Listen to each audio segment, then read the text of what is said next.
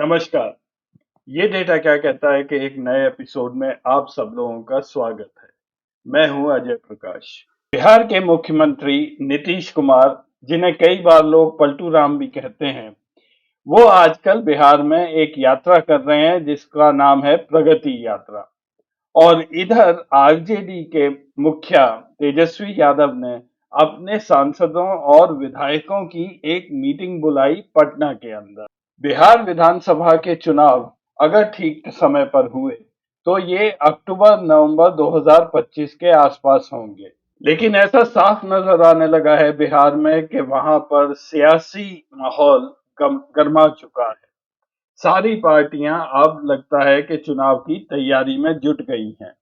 और इसी माहौल को अमित शाह के एक बयान ने थोड़ी सी और गर्मी दे दी। उन्होंने ये कहा कि मुख्यमंत्री बिहार का चुनाव के बाद ही तय होगा। अब अमित शाह की ये बात सुनकर, और ये बड़ा स्वाभाविक है, नीतीश कुमार थोड़ा नाराज नजर आने लगे हैं। और इसी वजह से अब अटकलें लगने लगी हैं कि एक बार फिर से शायद नीतीश कुमार वापस एक पलटी मारेंगे और तेजस्वी यादव के साथ मिलकर फिर से चुनाव से पहले सरकार बनाएंगे जिसमें तेजस्वी यादव इस बार मुख्यमंत्री होंगे।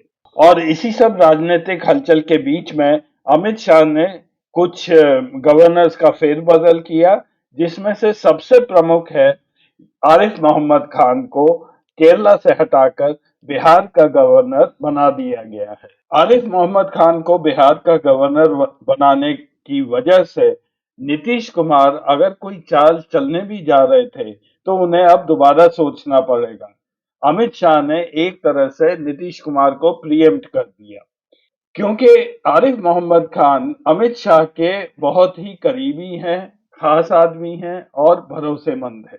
और इसी वजह से मेरा ऐसा मानना है कि अगर इस बार नीतीश कुमार ने कोई पलटी मारी और वो तेजस्वी यादव की तरफ गए तो आरिफ मोहम्मद खान वहां पे दोबारा सरकार नहीं बनने देंगे। वहां पर प्रेसिडेंट्स रूल लागू हो जाएगा और 6 महीने तक आरिफ मोहम्मद खान बिहार को चलाएंगे और फिर इलेक्शन अगले जून जुलाई के आसपास कराए जाएंगे। तो एक तरफ हमारे चाणक्य अमित शाह हैं और दूसरी तरफ 73 वर्षीय नीतीश कुमार। ये बिहार के मुख्यमंत्री 18-19 साल रह चुके हैं। पूरा इनका राजनीतिक कैरियर लगभग बिहार में ही गुजरा है। जेडीयू के ये अकेले एक नेता हैं जो लोगों को जोड़ कर रखे हुए हैं। इनके बाद शायद जेडीयू पूरी तरह टूट जाएगी। तो मेरा ऐसा मानना है कि अब समय आ गया है जब नीतीश कुमार जी को पॉलिटिक्स से एक ग्रेसफुल एग्जिट ले लेना चाहिए और ये अपने युवा नेताओं का अब मार्गदर्शन करें तो वो ज्यादा बेहतर होगा। क्योंकि समय अब ऐसा आ चुका है कि नीतीश कुमार जी चाहें या ना चाहें, अमित शाह जी उनको अब बिहार का मुख्यमंत्री दोबारा से नहीं बनने देंगे। और इसका सबूत वो देख चुके हैं कि एकनाथ शिंदे के साथ क्या हुआ। मैं आज आपको यहाँ पर कुछ ऐसा डेटा दिखाऊंगा महाराष्ट्र का और बिहार का, और इसकी जो समानताएं हैं वो इतनी ज्यादा हैं कि अमित शाह के लिए जो कुछ उन्होंने महाराष्ट्र में किया वो बिहार में करने में वो बिल्कुल ही सक्षम होंगे। आगे बढ़ने से पहले आप सब लोगों से निवेदन है कि अगर आपने हमारे चैनल को सब्सक्राइब नहीं किया है तो कृपया हमारे चैनल को सब्सक्राइब अवश्य करें। आपको प्रोग्राम अच्छा लगे तो इसको लाइक करिए, अपने दोस्तों के साथ शेयर करिए और आपके कमेंट्स का हमें हमेशा इंतजार रहता है। धन्यवाद। जैसे ही नीतीश बाबू ने ये संकेत दिया कि वो एक बार फिर पलट सकते हैं तो बीजेपी एकदम से सक्रिय हो गई वही सब करने में जिसमें वो लोग माहिर हैं, यानी कि हिंदू मुस्लिम के झगड़े कराने में। 25 तारीख को एक समारोह का आयोजन हुआ पटना में जिसका नाम था मैं अटल रहूंगा। आप लोगों को शायद पता ही है कि 25 दिसंबर अटल बिहारी वाजपेयी की बर्थडे भी है, जन्म तिथि भी है। इसी समारोह में एक लोक गायिका ने एक भजन सुनाया। भजन गांधी जी का था, ईश्वर अल्लाह तेरो नाम सबको सन्मति दे भगवान, जिसे हम रामधुन के नाम से भी जानते हैं, ये भजन इन लोक गायिका ने वहां पर सुनाया। अब यहाँ तक तो बात ठीक है, लेकिन इसके बाद जो कुछ उस सम्मेलन में हुआ, वो निहायत ही एक बहुत शर्मनाक घटना वहां पर हुई। ऐसा कहा जाता है कि उस कार्यक्रम में कुछ बीजेपी के कार्यकर्ता भी उपस्थित थे और जब इस महिला ने ये भजन सुनाया, तो उन्होंने शोर शराबा और हंगामा करना शुरू कर दिया। उन्होंने कहा कि ये हमारी बेइज्जती हो गई है, यहाँ पे अल्लाह का नाम कैसे ले लिया गया, और इसलिए उन्होंने उस लोक गायिका को बोला कि वो माफी मांगे। जो माफी लोक गायिका, जिनका नाम शायद देवी है, उन्होंने मांगी है, मैं यहाँ दिखा रहा हूँ। लेकिन बात कुछ और ही है। अब लगता है कि बात ये है कि जब तक नीतीश और बीजेपी एक एक दूसरे के साथ थे, तब तक ऐसी कोई घटना बिहार में नहीं हुई। लेकिन जैसे ही नीतीश कुमार ने ये संकेत दिया कि शायद वो अलग हो जाएं, तो बीजेपी ने पहला मौका मिलते ही कुछ ऐसा कर दिया, जिससे एक धमकी सी नीतीश कुमार को दे दी कि अगर वो अलग होंगे, तो फिर इस राज्य में, बिहार के अंदर, हम ये हिंदू मुस्लिम की नफरत फैलाने का काम फिर से शुरू कर देंगे। वैसे कई लोगों का मानना है कि ये भजन महात्मा गांधी ने लिखा है, लेकिन मैं उन लोगों को ये बता दूं, ऐसा बिल्कुल नहीं है। ये भजन महात्मा गांधी ने केवल लोकप्रिय किया था और उनका एक ये मनपसंद भजन माना जाता है। हाँ, महात्मा गांधी ने अल्लाह तेरो नाम पंक्ति को शामिल करने के लिए मूल भजन रघुपति राघव राजा राम को संशोधित जरूर किया था। गीत में गांधी जी के बदलावों का उद्देश्य इसे और धर्म निरपेक्ष बनाना और हिंदू और मुसलमानों के बीच मेल मिलाप को बढ़ावा देना था। उन्होंने ये पंक्ति इस बात पर जोर देने के लिए जोड़ी कि हिंदुओं का ईश्वर और मुसलमानों का अल्लाह एक ही है। वैसे आप लोगों को ये भी याद दिला दूं कि 25 दिसंबर 2014 के बाद से हम लोग उसे गुड गवर्नेंस डे, यानी कि सुशासन दिवस के रूप में हम मनाते हैं। ये 2014 से मोदी जी के आने के बाद ये दिवस की स्थापना हुई। लेकिन उन्होंने एक चीज और इसके साथ की कि जो क्रिसमस के दिन देश में छुट्टी होती थी, पूरे देश में लगभग होती थी 25 दिसंबर की, वो छुट्टी मोदी जी ने खत्म कर दी और कहा कि क्योंकि ये गुड गवर्नेंस डे है, इसलिए हम सबको काम करना चाहिए। चलिए अब मैं आपको वो डेटा दिखाता हूँ जिसकी वजह से मेरा ऐसा मानना है कि जैसा ट्रीटमेंट बीजेपी ने एकनाथ शिंदे के साथ महाराष्ट्र में किया, वैसा ही व्यवहार नीतीश कुमार जी के साथ वो बिहार में करने वाले हैं। थोड़ा सा पीछे लेकर मैं आपको चल रहा हूं और यहाँ पर मैं दिखा रहा हूं महाराष्ट्र के 2019 असेंबली के चुनावों के नतीजे। आपको बड़ी अच्छी तरह याद होगा कि चुनाव से पहले बीजेपी और शिवसेना का प्री पोल अलायंस था, मिलके चुनाव उन्होंने लड़ा और उसमें बीजेपी को 105 सीटें मिली, शिवसेना को 56 सीट, कुल मिला के एनडीए को 161 सीट मिली। टोटल वोट शेयर एनडीए का 42.7% था। उधर महाविकास अघाड़ी, जिसमें एनसीपी और कांग्रेस थे, उनको कुल मिलाकर 98 सीट्स मिली। एनसीपी को 54, कांग्रेस को 44, वोट शेयर इनका था 33%। चुनाव के बाद उद्धव ठाकरे इस बात पे अड़े रहे कि मुख्यमंत्री वही बनेंगे। वो इसलिए था कि उनके अनुसार बीजेपी ने कहा था कि चुनाव का नतीजा जो भी हो, मुख्यमंत्री तो वो उद्धव ठाकरे को ही बनाएंगे। लेकिन बाद में बीजेपी अपनी बात से मुकर गई।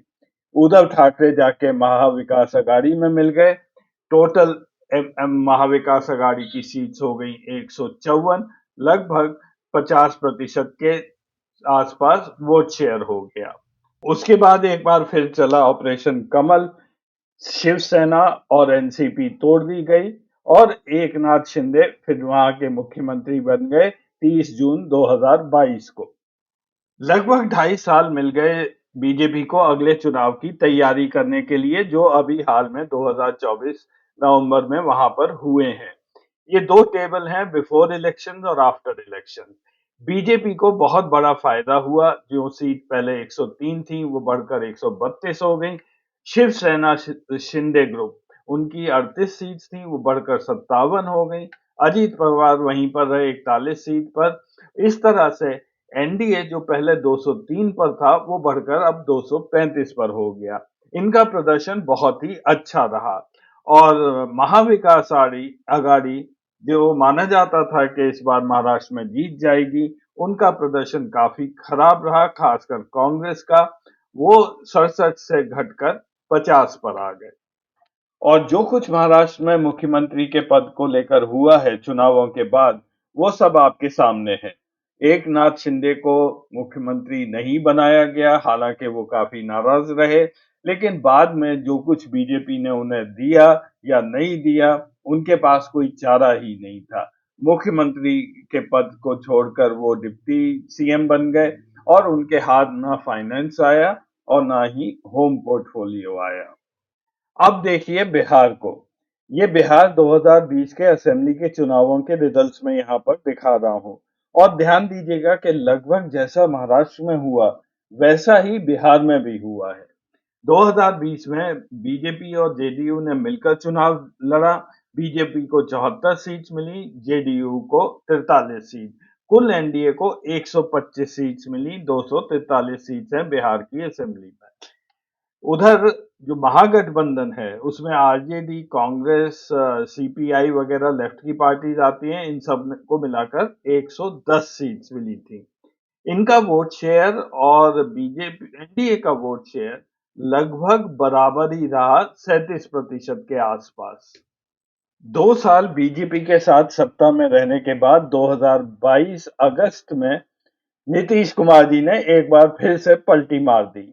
वो मिल गए तेजस्वी यादव के साथ, फिर से वहां के मुख्यमंत्री बने और इस बार महागठबंधन को 153 सीट्स मिली, 52.6% वोट शेयर हो गया और एनडीए घटकर 82 सीट 82 सीट्स पर आ गया। लगभग 22% वोट शेयर रह गया।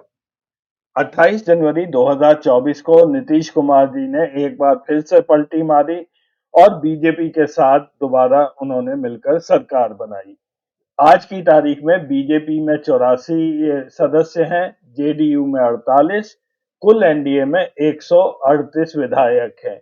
उधर महागठबंधन में अब 104 विधायक हैं, आरजेडी में 73, कांग्रेस में 16 और लेफ्ट फ्रंट में 15। तो जैसा महाराष्ट्र में हुआ, एक ही असेंबली के दौरान 3 मुख्यमंत्री बने। देवेंद्र फडणवीस, उन्होंने कोशिश की शुरू में कुछ एक आध दिन को वो मुख्यमंत्री रहे, लेकिन फिर उद्धव ठाकरे बने वहां के मुख्यमंत्री और फिर एकनाथ शिंदे। बिहार में तीनों बार नीतीश कुमार और नीतीश कुमार। दोनों राज्यों में, महाराष्ट्र और बिहार में, बीजेपी सबसे बड़ी पार्टी रही है, लेकिन इतने उनके सदस्य नहीं हैं कि वो अपने बलबूते पर सरकार बना पाए। इसलिए उन्हें जरूरत होती है एक स्टेट पार्टनर की, जो महाराष्ट्र में शिवसेना थी और बिहार में जेडीयू थी। दोनों जगह स्टेट पार्टनर्स ने अदला बदली की है, उन्होंने जाके ऑपोजिशन से मिलकर और सरकारें बनाई हैं। तो ये है कंपैरिजन महाराष्ट्र और बिहार का, साइड बाय साइड मैंने यहाँ टेबल दिखाए हैं। महाराष्ट्र का सिचुएशन मैं जो दिखा रहा हूँ वो वहाँ इलेक्शन से पहले की सिचुएशन है और बिहार की आज की तारीख में दिसंबर 2024 में क्या स्थिति है लेजिस्लेटिव असेंबली की, वो यहाँ पर मैंने दिखाई है। बीजेपी की लगभग 35% सीट्स थी महाराष्ट्र में, यहाँ भी उसी तरह 34.5% सीट्स हैं। जेडीयू यहाँ पर 19.7 है, तो कुल एनडीए यहाँ 56.8 सीट्स हैं, एज अगेंस्ट एनडीए जो महाराष्ट्र में 70.5 थी, वहां पे वो स्ट्रॉन्गर पोजीशन में थी। और वहां महाविकास आघाड़ी की 23.3% सीट्स थी। यहाँ पे आरजेडी ज्यादा स्ट्रांग है, उनकी टोटल सीट्स महागठबंधन की 42.8 है। और इसीलिए बीजेपी के लिए ये बहुत ही ज्यादा जरूरी है कि चुनावों तक नीतीश कुमार उनके साथ बने रहें, बीजेपी सत्ता में रहे। और जब बीजेपी सत्ता में होती है, तभी वो चुनावों में खेल करा पाते हैं। ये हमने देखा है कि झारखंड और पंजाब वगैरह में ये लोग कुछ नहीं कर पाए थे, लेकिन हरियाणा में हुआ और महाराष्ट्र में भी यहाँ पे गड़बड़ी हुई, ऐसा लोग बोलते हैं। और चाहे इस बात को नीतीश कुमार नहीं समझ रहे हो अभी, चुनाव होने के बाद बीजेपी का प्रदर्शन बिहार में अच्छा होगा, नीतीश कुमार जी को मुख्यमंत्री नहीं बनाया जाएगा। आज चाहे बीजेपी जो मर्जी बोले। हालांकि कल ये खबर आ चुकी थी अखबारों में, मैं हिंदुस्तान की ये खबर दिखा रहा हूँ 27 दिसंबर 2024, जिसमें ये कहा गया है कि बीजेपी से बयानों की बरसात के बाद टूटी नीतीश कुमार की चुप्पी, बोले 2 बार गलती हो गई है। हालांकि 14 दिसंबर को केंद्रीय मंत्री हमारे अमित शाह जी बोल ही चुके हैं कि बिहार में मुख्यमंत्री चुनाव के बाद उसका डिसीजन होगा, जिसकी वजह से नीतीश कुमार जी बहुत परेशान थे, वो यात्रा पर चले गए थे और पिछले 10 दिन से कोई इसमें बात कर नहीं रहे थे। बीजेपी के अन्य नेता जो बिहार में हैं, उन्होंने डैमेज कंट्रोल की कोशिश की है और वो सब ये बोल रहे हैं कि नीतीश कुमार के नेतृत्व में ही चुनाव लड़ा जाएगा। लेकिन याद रखने वाली बात ये है कि अमित शाह जी बोल चुके हैं कि बिहार का मुख्यमंत्री चुनाव के बाद ही डिसाइड होगा। जो अमित शाह जी कहते हैं, वही बीजेपी में होता है। अब ना ही राजनीति बिहार में नीतीश कुमार जी का साथ दे रही है और ना ही उम्र अब उनके साथ है। समय रहते हुए इज्जत के साथ निकल जाना सबसे बेहतर होता है किसी भी राजनेता के लिए। तो आज का एपिसोड देखने के लिए धन्यवाद। फिर मिलेंगे अगले हफ्ते कोई नया डेटा लेकर। तब तक के लिए नमस्कार।